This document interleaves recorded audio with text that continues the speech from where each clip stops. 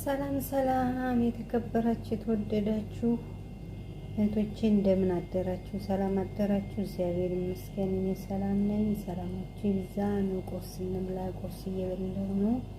የዛሬ ቁርሴ ይሄን ይመስላል። ቁጭ ብዬ ነው መጥባህ የምበላው።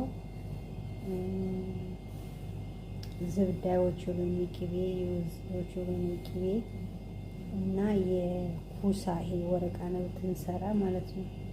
ውስጡ የሚወጣል አይደል? እሱ በነጭ ሽንኩርት በቀይ ሽንኩርት አቁላልቼ ጥብስ አድርጌ በእሱ ነው ቁርስ የምበላው።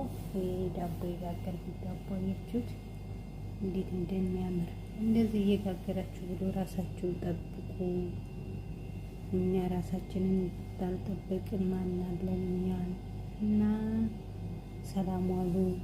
ሰላማችሁ ይብዛ። ወዳችኋለሁ፣ አከብራችኋለሁ። ሰላም ዋሉ።